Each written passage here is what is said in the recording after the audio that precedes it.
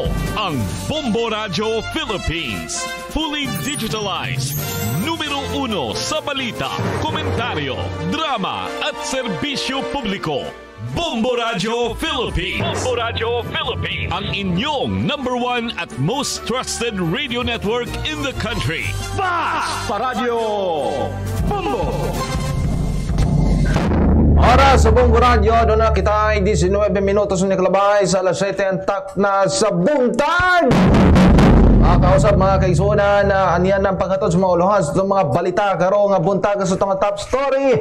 Blanco nga mga kantidad sa Bicameral Conference Committee report gibulgar sa usat nga magbabalaod. Sa balitang lokal, duha ka mga driver sa motorsiklo patay sa naglahing disgrasya. Sa itong balitang National Conference of Sexuality Education mahinungdanon sumala pa ni PBBM. Sa balitang international, musobra sa 2,000 ang mga konbiktado gihatagan og clemency ni Biden na sa dili pa kini mukanaog sa katungdanan. Itong balitang espesyal, Australian diver na kahimo sa paglakaw sa ilawom sa tubig, nakadawat o pagsidungog. Sa balitang negosyo, DTI, pabor sa pagdeklara sa food security emergency for rice alang sa mas epektibong pagpaubos sa presyo sa bugas. Itong sports balita, Oklahoma City Thunder gipahagsa ang Cleveland Cavaliers. Sa showbiz balita, Vic Soto ug Daryl Yap nagkaatubang sa Muntinlupa Court sa pagdungog sa kaso sa viral teaser video sa controversial film ang The Rapists of Pepsi Paloma. 20 minutos na kalabay sa alas 7 tak na sa buntag, mga kaigsoon, mga kabombo, mayong buntag sa inyong tanan. Welcome sa ito ang bombo alas 7 balita adlaw karong Domingo. Happy Sunday sa inyong tanan.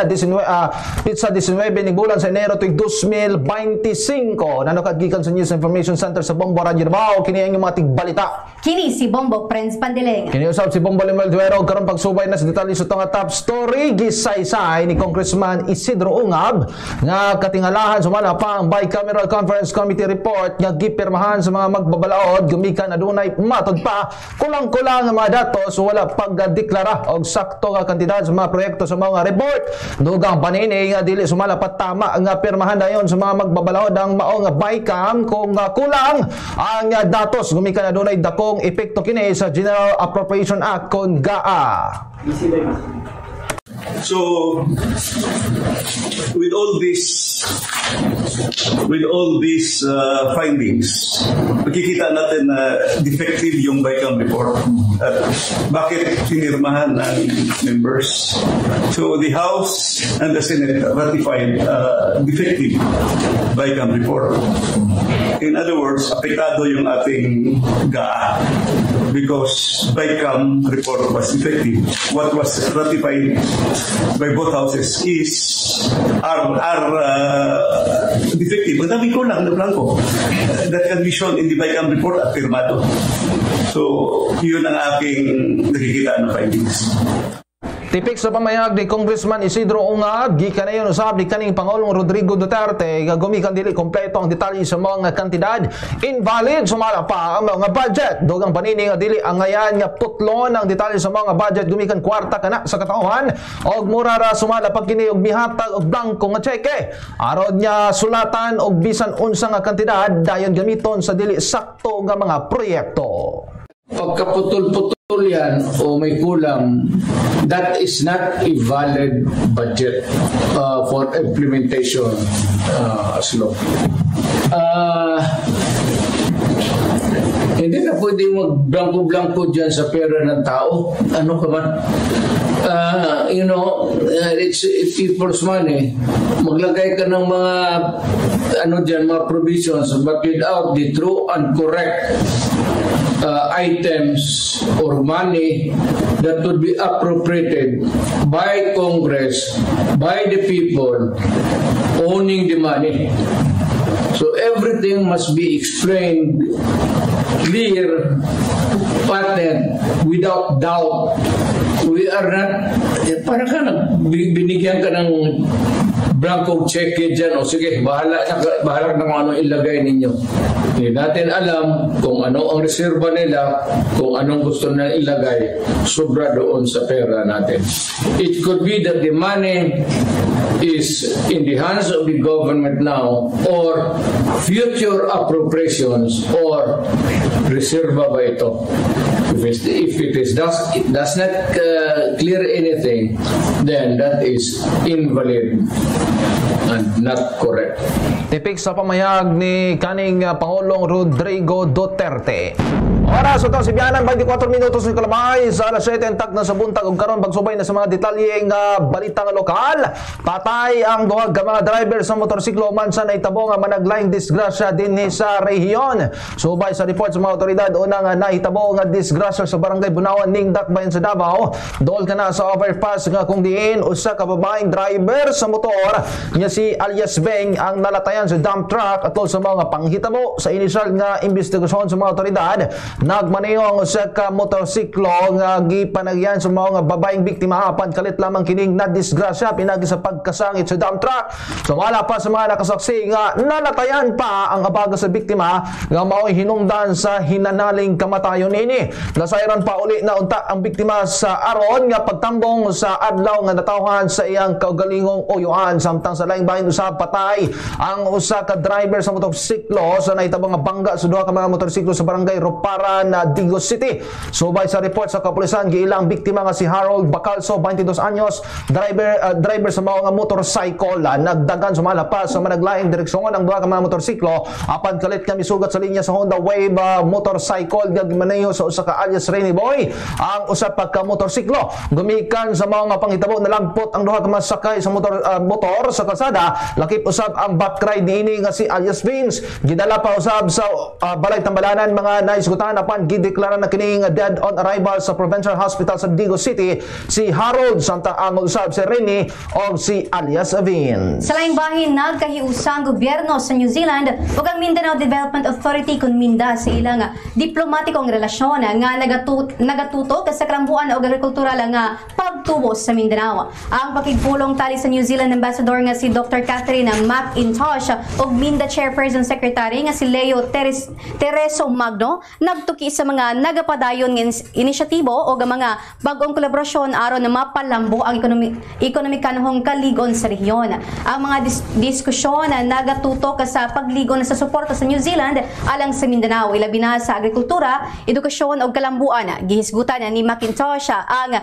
dedikasyon sa New Zealand pinaagi sa International Development Cooperation Program nga nagpunting usab sa kaligon o kauswagan. Usa sa mga importante nga hilisgutanan mao ang government at government kon G2G Mango Project nga duha ka tuig nga inisyatibo aron buhion ang pag-usab ang industriya sa mangga sa Mindanao nga adunay $150,000 nga pondo. Ang proyekto nagtinguha sa pagpaayo sa produksyon sa mangga nga nagpunting usab sa mga isyu sa pesticide residue, pagtudlo sa mga operator sa pesticide ug pagpalambo sa good agricultural practices kun GAPA. Gipasiugda ni Vic Lau ang New Zealand Honorary Consul alang sa Mindanao ang kahinungdanon sa proyekto aron masiguro nga ang mga mangga sa Mindanao magpabilin nga globally competitive. Nagpasalamat usab si Magno sa padayon nga suporta sa New Zealand og gihatagan og pasidungog ang nagkadako nga international interest sa rehiyon nga napalambo gumikan sa pag-uswag-usab sa kalinaw og seguridad.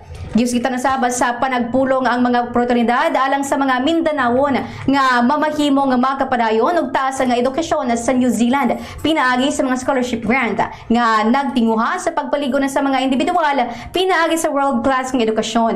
Samtang nagasaulog ang duha ka nasod sa 60 ka tuig nga diplomatikong relasyon, gipasabot ni Magno ang kahinungdanon sa pakig-uban sa duha ka nasod alang sa pag-uswag sa Mindanao. Ang mga diskusyon nagpasiugda sa mga prioridad ni Presidente Ferdinand Marcos Jr. ilabi na sa pagpalambo sa malungtarong agrikultura, kalambuang rural o inklusibo nga pagtubo. Pinagi sa mga proyekto susama sa G2G Mango Project, ang duha ka nasod nagtumong sa pagdala og inobasyon, ekonomikanhong kalambuan ug usa ka hayag nga kaugmaon alang sa Mindanao. Padayon to sa itong balitang lokal, giawag sa Davao City Business Bureau ang mga taxpayers nga magparehistro o mag-renew na sa ilang business permit sa wala pa ang deadline karong Enero 31 aron nga malikayan ang kaguot sa mga lugar nga tuan alang sa aplikasyon kung galing magbayad kini sa ulahin ng mga adlaw. Gipahayag ni Business Bureau Officer in Charge Maribel Pagikan nga sulod sa 12 ka adlaw nga operasyon sa BPOSS sa Business One Stop Shop adunay 29,148 pa lamang ka mga mga taxpayers ang naka-imprinta sa ilahang renewal forms. Sobra tunga pa lamang sumala pa sa ginalauman sa ahensya nga kapin 49,000 ka mga taxpayers nga mag-renew sa ilahang mga permits. Lakip na nini ang mga wala na mahuman og proseso niadtong miaging nga tuig gumikan sa holiday season. Gipahibalo usab dinhi mga lugar nga adtuan sa mga negosyante kung taxpayers alang sa pag-renew sa First District mamahimo moadto sa Sangguniang Panglungsod na building, ang mga taga-Talomo District sa Almendras Gym, ang mga taga-Kalinan usab sa Kalinan District sa Kalinan Gym, ang taga-Buhangin District mamahimo moadto sa Gaisano City Gate Mall, o ang mga taga-Turil usab nga moadto didto sa kining lakip na usab taga-Turil, Tubok, Bagyo o Marilog mamahimo kining moadto sa ilang nagkadayang District Treasury Offices. Sumala pa nini nga walay dugang requirements sa renewal, danon lamang matud pa ang permit aron nga ma-encode sa business ID. Gudugang panini nga walay problema ang record gumikan dali ra nga magpagawas o mapagawas ang application niini. Apan kung adunay sumala pa nga deficiencies o violations sa ubang opisina, kinahanglan una kini bayaran. Nagpahimangno kini nga kinahanglan na muliho ka mga negosyante gumikan pag-abot sa bulan sa Abril, mag-ocular inspection na. Sumala pa sila og adunay 100 pesos penalty matag adlaw alang sa mga walay permit. Dugang panini ni pagikan nga gihatagan sumala pa sa ahensya og igo nga panahon ng mga taxpayers aron nga makabayad gani gipatasan pa sa ahensya ang oras sa operasyon ini labi na sa Enero labi na karong moabot sa Enero 31. Ang Business Bureau magpabilig nga abli sa Enero 31 hangtod alas 10 sa gabi sa Sangguniang Panglungsod building og sa Almendras samtang City Gate na Buhangin usab hangtod alas 8 sa gabi og ang Kalinan, Turil og Tugbok hangtod sumala pa alas 7 sa gabi og ang Pakibato, Bagyo ug Marilog District hangtod alas 5 sa hapon. Dugang sa mga balitang lokal, lagi pahibalo sa Regional Tripartite Wages and Productivity Board Davao Region kon RTWPB Davao nga magapahigayon sumala pa kini og public hearing kabahin sa wage adjustments alang sa mga trabahante sa pribadong sektor og mga domestic workers karong umalabot nga Pebrero 4, 2025 sa Grand Regal Hotel sa Lanang ning Dakbayan sa Davao. Ang maong hearing nga kabahin sa mandato sa board nga magtan-aw og balik sa regional minimum wages nga nagasubay sab sa Republic Act number 6727 o ang Wage Rationalization Act o sa Omnibus Rules on Minimum Wage Determination. Ang maong sesyon na maghisgot bahin sa mga kausaban sa minimum wages alang sa mga trabahante sa pribadong sektor o mga domestic service. Giyawag usab sa Department of Labor and Employment Davao Region Condoli Davao ang mga interesado nga motambong sa public hearing, personal man o virtual, aron ipresentar usab ang ilang mga opinyon o komento bahin sa kausaban sa kasamtangan nga regional minimum wage. Kahinumduman na atong miaging tuig ang ahensya nag-aproba og wage increase alang sa mga domestic workers sa rehiyon ubos sa wage order number RBX 1 o RBX 11-DW-03. Nagsugod kini atong Marso 6 sa nakalabay nga tuig 2024 nga ang bag-ong monthly minimum wage alang sa mga domestic workers mamahimo nga 6,000 pesos sa chartered cities o first class municipalities o 5,000 pesos sa uban pang mga lungsod. Ang RTWPB Davao usaba nagaproba og 38 pesos sa matag adlaw nga wage increase alang sa minimum wage workers sa rehiyon nga gipatuman pinaagi sa duha ka bahin. Ang unang bahin nga 19 pesos nagsugod kaniadto nga Marso 6 sa nakalabayng tuig ubos sa wage order number RBX o RB 11-22 samtang ang ikaduha nga bahin nga 19 pesos usab nagsugod kaniadtong Setyembre 1, 2024. Gumikan ini ang bag-o nga minimum wage alang sa mga non-agriculture workers mamahimo na nga 481 pesos matag adlaw samtang ang mga agriculture workers usab makadawat og 476 pesos matag adlaw. Gikataho sa Davao City Overland Transport Terminal kon DICOT nga mikabat na sa kapin 1,500 ka mga bus ang nagbiyahe matag adlaw labi na sa mga busy nga adlaw susama sa holiday season.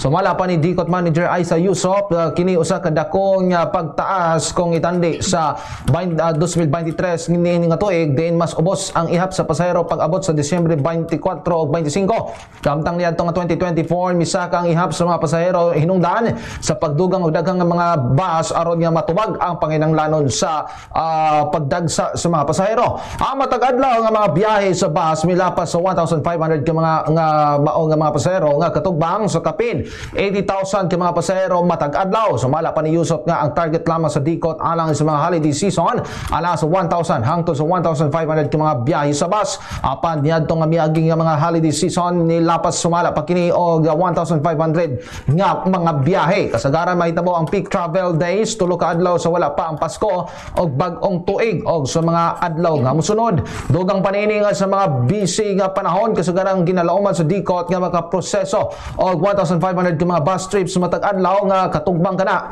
sa 75,000 hangtod sa 80,000 ka mga pasahero. Gipahayag ni Yusuf nga ang ihap sa mga pasahero mas taas pa sa ilahang ginalauman nga mi resulta sa mga linya sa mga commuters nga miabot na sa gawas sa terminal. Bisan pa man ini paspas gihapon ang dagan sa linya gumikan sa mga bag-o nga gibutan nga baggage x-ray machine. Gikanayon ini nga kini nga updated nga makina mas moderno bisan pa nga gamay tandi sa ginailisan ini.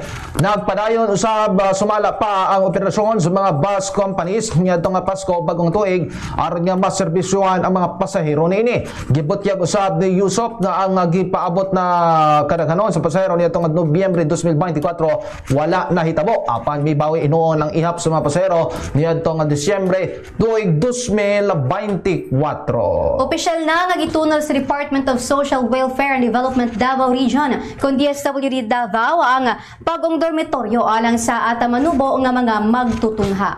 Nahimutang sa Tapak National High School ang nagkantidad sa 372,000 pesos nga pasilidad nga nagtinguhaw saba nga muhatag sa mga tinun-an og nindot nga palibot aron nga makatutok sa ilang pagtuon makubsanas ang pagbakwit og malikeno saba ang sayo nga pagpanarbaho og pagminyo.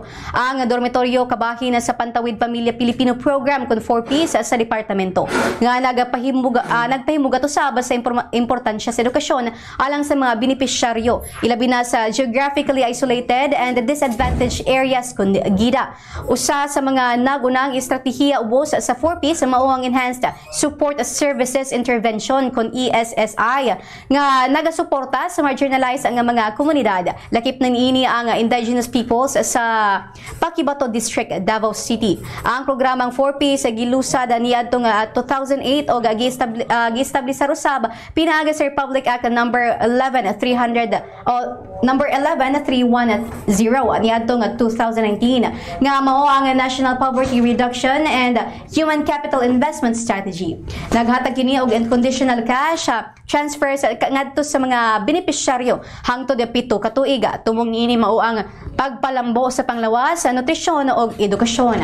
Dalhog karon sa bilangguan ng usa ka construction worker kansang nadakpan nga namaligya sa mao nga gituo nga illegal nga droga kun shabu. Ang Davao City Police Office kun DCPO naglusad og operasyon pinagi sa Regional Police Drug Enforcement Unit 11 sa City Drug Enforcement Unit sa pakigalayon sa mga sakop sa Philippine Drug Enforcement Unit 11 nga nisangpot sa pagkasikop sa suspitsado nga giilang si alias JR residente sa Purok Fatima Street Barangay 19-B bahada ning Dakbayan sa Davao. Sumala pa sa report sa mga otoridad pasado alauna ang takna sa kabuntagon kagahapon adlaw nadakpan sa akto nga pagbaligya si alias JR sa gituohang illegal nga droga ngadto sa nagtakuban nga usa ka buyer nga sakop. Sumala pa sa mga otoridad at ubangan sa usa ka salon sa Purok 5 Quezon Boulevard Barangay 38-D ning Dakbayan. Nakuha gikan sa dinakpan ng usa ka pakete sa gituohang illegal nga droga kun shabu nga mobalor sa 32,224 pesos. Ana na karon sa kamot sa otoridad ang dinakpan og giandam na ang kaso sa suspitsado sa paglapas sa Republic Act 9165 kon Comprehensive of Dangerous Drugs Act of 2002. Para sa atong sibiyanan sa Bombo Radio 38 minutos gikalabay sa alas 7 ang takna sa buntag. Ang kapombo detalye nitong palitang nasyonal gidawat ni Pangulong Ferdinand Marcos Jr. ang panginahanglanon nga tubagon ang teenage pregnancy taliwala sa panag-istorya mahitungod sa pagpatuman sa Comprehensive Sexuality Education CSC. Dugang ipayag sa Pangulo padayong mitaas ang ihap sa teenage pregnancy sa nasod. Midaghan ang buntis nga batan-on nga midaghan usab ang single mothers og midaghan usab ang nagkasakit sa nga adunay kalambigitan sa pakighilawas. Dugang pa ni PBBM dili usab kabalo magbantay sa bata og gipasagdan ng mga kagulayon samtang nagbuntis. Ang pagtudo sa CSC sa mga estudyante ang labing mahinungdanon alang sa mga kabatanunan. Samtang gipahayag usab sa Education Secretary Sonny Angara nga laminaw ang departamento sa sentimento sa publiko nga adunay kalabutan sa mga naisgutang isyu og abli usab ang ahensya sa suhestyon nga adunay kalabutan sa ilang pagpaningkamot. Matud panini ang ingon ini nga lakang maoy makonsiderang usa ka national security concern nga gikinahanglang pag-atubangon o paghatagan o pagtagad sa tuang gobyerno. Sa laing bahin, gipahayag sa Philippine Coast Guard ug PCG nga subli kining nagpagawas og radio challenge batok sa monster ship sa China Coast Guard. Gumikan sa iligal niini ang pagpatrolya sa sulod sa Exclusive Economic Zone kung EEZ sa nasud. Gipahayag ni PCG spokesperson for the West Philippine Sea, Commodore J. Tariela nga gihagit sa BRP Gabriela Silang ang CCG 5901 ang ginatawag nga monster ship sa China.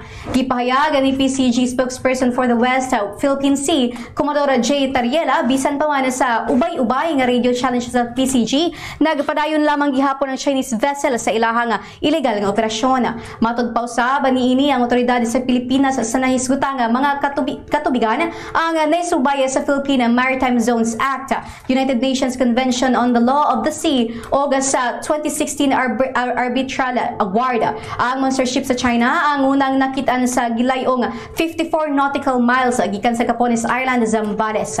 Ibalhin kini haduol sa Lubang Island sa Occidental Mindoro ug subli nga gibutang og nakaposisyon sa gilayong 97 nautical miles sa kabaybayunan sa Zambales.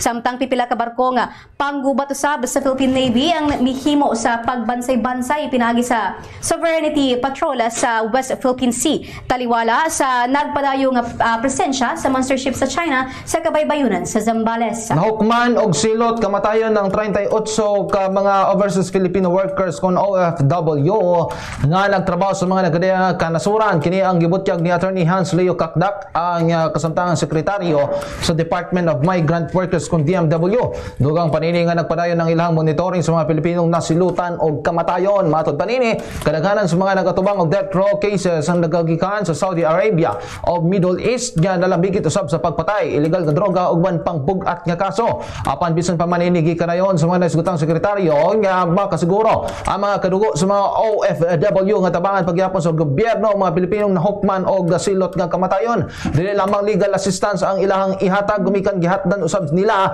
og hinabang lakip na ang mga pamilya sa mga naisgutan. Samtang gipasigarbo usab sa DMW Secretary nga adunay napadulngan ang ilang pagtabang sa mga Pilipinong adunay hukom nga kamatayon, gumikan kay ang pipila nini ang naabsuelto sa giatubang silot sa kamatayon. Gikatakdang paghuptan sa Pilipinas ang pinakadakong ihap sa mga S-70I Black Hawk helicopter sa tibuok kalibutan. Gisulod sa Pilipinas ang kontrata kauban ng Lockheed Martin sa pagpamalit o kinatibuk ang 32 ka mga Sikorsky Black Hawk helicopters ubos sa Additional Utility Helicopters Acquisition Project sa Department of National Defense.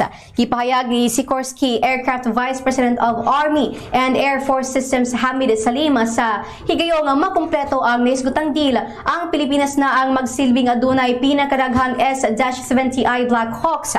Ang naisgutang mga aircraft ang musuporta sa paghinahanglan sa Pilipinas ang protektahan o madipensahan ang teritoryo ni ini o ang paggamit sa naisgutang mga aircraft ang magsilbing security usab o security advantage sa Indo-Pacific region. Kaniadtong 2024 na pulo ka Black Hawk ang nahatod na sa Pilipinas o kung makumpleto ang kinatibuk ang deal, mukabat na sa 47 ka mga S-70I sa nasuda. Ang nahibilin gilaumang mahatod na sa Pilipinas sa musunod nga duha ka bulan. Gipangayo sa grupo nga samang industriya ng agrikultura kon Sinag nga hingpit ng bawion ang Executive Order 62. Ang regulasyon nga nagpaubos sa taripang gikolekta sa mga imported nga mga bugas. Kini gumikan na usab sa plano sa Department of Agriculture kundi ay nga modeklara og food security emergency for rice. Apila ni Sinag Executive Director Jason Kainglet akon na ka-Ingles nga panahon na aron niya irekomenda sa National Economic and Development Authority kun NEDA ang hingpit higpit nga pagbakwi sa naisgotang regulasyon og ibalik ang mga hataas nga taripa sa imported rice. Kini aron nga mutaas pang kita sa gobyerno sa mga misulod nga mga imported rice kung diin dakong bahin sa kita mo padulong sa mga mag-uma isip government assistance. Giawag usab niini ang mga National Price Coordinating Council kung NPCC nga wag tangon ang naisgotang measure gumikan kay wala kini natabang sulod sa pipila ka bulan nga pagpatuman sa maong ordinansa. Matod pa usab sa tinubdan niya bisan pa man nga nakihiusa ang sinag sa pagpaningkamot sa gobyerno nga mapaubos ang presyo sa bugas pinagi sa nagkadiyang ang pamaagi lakip na ang deklarasyon sa Food Security Emergency kung gikinahanglan apan dili insakto ang maglaom kung ang maglaom ang gobyerno sa importasyon sa mga nag-unang pagkaon susama sa bugas butang nga gipaboran ubos sa Executive Order 62. Oras sa itong Sibianan, 44 minutos sa kalabay sa alas 7 ang takda sa buntag. Ang mga detalye sa itong mga balitang international, gihatagan o presidential clemency ni US President Joe Biden mukabat sa 2,500 ka mga inmates apan na mga naisgutan ang pulos convicted sa mga non-violent drug crimes. Gihimo kini sa Pangulo sa Estados Unidos sa pipila ka adlaw sa dili pa matapos ay hang termino sa White House. Matod pa ni Biden ang naisgutan nga mga individual ang nagsilbi na og taas nga sentensya kung ikumpara sa mga hukom nga gipamtang sa mga nagkasala o kung nakasala ubos sa balaod. So by niini gihatag ni Biden ang pardon o gipawis ang sentensya kung diin kini lamang ang Pangulo sa Estados Unidos nga mihimo sa naisgutang butang samtang kainduman nga niadtong Disyembre 2024 gipaubsan usab ni Biden ang sentensya sa 37 ngadto sa 40 ka mga federal inmates nga nagatubang og death penalty. Gihimo na lamang kini og life imprisonment without parole. Kainong daman una ang gisaway sa pipila si Biden naman nga gihatagan og pardon ng anak nini nga si Hunter nga guilty sa tax violations og nag-convict sa firearms related charges samtang nabahin usab ang reaksyon nini sa mga US nationals labi na ang mga nahimong biktima sa mga mihimo o krimen sa mga nahatagan og clemency. Sa laing bahin giaprobahan na sa gobyerno sa Israel ang ceasefire og hostage release deal niini sa Hamas sa Gaza. Mihatag kini og dalan aron hingpit ang mahimong epektibo ang kasabutan ng karong adlaw o adlaw nga Domingo karong Enero 19. Gihimo ang nisgutang desisyon human ang pipila ka oras nga panaghinabi. Apan duha ka mga far-right ministers usab ang misupak sa nisgutang kasabutan. Una nga girekomenda sa Israeli Security Cabinet ang pagratipika sa nisgutang kasabutan og gikanayong gisuportahan nila ang kalampusan og mga tumong sa giyera. Subay na usab sa pahayag sa opisina ni Prime Minister Benjamin Netanyahu. Ubos sa ceasefire deal pagabuhian ang 33 ka mga Israelis nga gidagit sa Hamas bugti sa gatusana ka mga Palestino nga binilanggo sa mga kulungan sa Israel alang sa unang bahin sa kasabutan nga mulungtad og unom ka semana. Iatras usab sa Israel ang mga sundalo niini sa Gaza. Tugutan usab ang mga Palestino nga makabalik sa ilahang Pinoy-anan og tugutan ang gatusana ka mga humanitarian aid matag adlaw sa Gaza. Magsugod usab sa ika-16 ka adlaw sa ceasefire ang negosasyon sa second phase kung diin gilauman ang full withdrawal sa Israeli troops og mapabalik ang kalinaw. Sa ikatulo og katapusan bahin sa kasabutan mao ang reconstruction sa Gaza nga posible nga moabot sa pipila ka tuig og ang pagpabalik sa mga nahibiling patayng lawas sa nangamatay nga mga bihaga. Gipasidad-an incoming US Secretary of State Marco Rubio ang China nga gikinahanglang ihunong na niini ang pagmugnaw mga kagubot nini sa Pilipinas ug Taiwan sa confirmation hearing sa US Senate Foreign Relations Committee sa nominasyon ni Rubio isip US Secretary. Gipahayag nini nga ang mga aksyon nga gihimo karon sa China ang ilabihang nakadaot og gipugos nini ang Amerika nga mohimo og counter actions gumikan nagbaton kini og commitment sa Pilipinas lakip na usab sa Taiwan nga ila usab nga ipadayon. Gipahayag pa sa Republican Senator nga kung gusto sa China nga mohimo og pamagi aron nga mahimo nga lig-on ang relasyon sa US ug China, gikinahanglang ihunong na niini ang paghimo og kasamok sa Taiwan ug Pilipinas gumikan gipugos nining itutok ang ilang atensyon sa mga pamaagi nga dili nila gustong himuon. Gipasidad-an pa ni Rubio nga dako ang mamahimong epekto sa tibuok kalibutan sa higayon nga mahitabo ang bisan unsang miscommunication o inadvertent inadvertent conflict sa pagpangharas sa China sa disputed waters nga mag-aghak sa US aron depensahan ang nasod Pilipinas isip treaty allies sa kaalyado nini. Si US Senator Rubio ang gitudlo ni US President-elect Donald Trump nga magdumala sa State Department o mamahimong successor nini si ngadto kang outgoing Secretary of State Antony Blinken. Oras sa itong sipianan sa Bombo Radio, doon kita 48 minutos sa kalabay sa alas 7 antak na sa buntag mga kaigsunan. Nalimus itong palitang espesyal nagpakitang gilas sa kalibutan ang 35 anyos nga free diver sa Australia. Minungdan nga mitala kini og bag-ong world record sa titulong longest underwater walk with one breath female. Si Amber Burkey ang malampuso nga naglakaw sa 370 feet and 2 inches ilawom sa usa ka swimming pool og nalampasan nini ang previous record nga adunay 357 feet and 7 inches. Dili mahimo nga dali ang naisgotang kalampusan ni Burke ya adunay mo sobra sa usay ka dekada nga kasunitian sa free diving. So diha nga wala pang world record attempt nini migahin ang naisgotan og daghanang adlaw sa training. Dili kuno dali nga maglakaw sa ilawom sa swimming pool nga wala minutaw sa ibabaw sa tubig.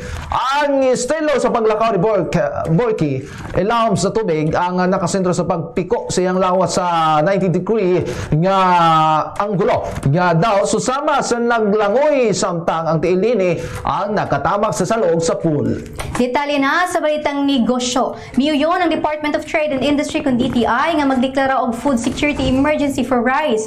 Ang Department of Agriculture alang sama sa epektibong pagpaubos ug mas monitor nga kabag-uhan sa presyo sa mga bugas sa merkado. Gipahayag ni DTI Secretary Maria Cristina Roque nga dako ang matabang sa pagdeklara og food emergency sa mga presyo sa bugas. Dugang paniini nga gikinahanglan usab nga gayud nga mamonitor pag-ayo ang mapaubsan na ang presyo sa naisgutang mga produkto alang sa human consumption. Ubos usab kuno niini masayran kung misunod sa tamang presyo ang mga nagbaligya og bugas nga mao ang direktiba sa DA kung di angay paubsan o mapaubsan ang presyo sa bugas. Samtang gumikan kaya naapila na ang bugas sa mga padayong gimonitor nga presyo sa DA. DTI ang bisan si kinsa nga wala misunod sa angay nga presyo ang makadawat og tukmang silot. Bili sa piso batok sa langyo nga salapi, US dollar 58 pesos and 64 centavos, Hong Kong dollar 7 pesos and 51 centavos, Singaporean dollar 42 pesos and 82 centavos, Saudi Arabia rial 15 pesos and 59 centavos, samtang sa atong euro 60 pesos and 25 centavos. Sa 51 minutos na kalabay sa alas 7 na sa buntag ug karon pagsubay na usab sa mga detalye sa to nga pangpaugnat sa kusog. Mitala si Shai Julius Alexander og 40 points sa 134-114 nga kadaugan sa Thunder batok sa Cleveland Cavaliers. Mikamada usab si Lou Dort og season high nga 22 points og misunod ang 19 points si Jalen Williams alang sa ikaupat nga sunod nga ratsada sa Oklahoma City Thunder. Samtang gipangunahan ni playmaker Darius Garland ang Cleveland sa iyang 20 points apan nalimitahan ang star guard nga si Donovan Mitchell og 8 points gikan sa dili maayong 3 for 15 field goal shooting. Gikuha sa Cavaliers ang 12-10 abante. Una nga miratsada ang Thunder og 22-2 nga atake aron nga mailog ang 32-14 nga paglabaw. May bira si Julius Alexander og 15 points sinungdan nga hingpit nga nakalayo ang Oklahoma City sa halftime 75-49 padulong sa 119-81 nga paglubong sa Cleveland Cavaliers. Sa showbiz balita, nagkatubang na ang TV host actor nga si Vic Soto og direktor sa kontrobersyal nga pelikula nga The Rapist of Pepsi Paloma nga si Daryl Yap sa Muntinlupa Regional Trial Court Branch 205. Apan wala mihatag og pamayag ang direktor sa kaso gumikan kay dili kuno siya allowed nga magsulti mahitungod ni ini. Pagkataon usaban nahitabo o nahiabot usab si Vic Soto kauban ang asawa nga si Pauline Luna o ang abogado ni ini apan wala usab kini nagpagawas og pamahayag nga mahitungod sa kaso. Kini ang unang higayon nga pulos present ang duha sa pagdungog sa korte. Human nagpasaka ang aktor og 19 ka mga ihapa o 19 ka mga ihapa sa cyber libel batok akang yapa. Kahinumduman nga nag-ugat ang kaso human gipagawas ang unang teaser sa kontrobersyal nga pelikula nga gikuha sa kinabuhi sa namatay nga sikat nga aktres niadtong dekada 80 nga si Pepsi Paloma o Dilia Dueñas Smith sa tinuod nga kinabuhi.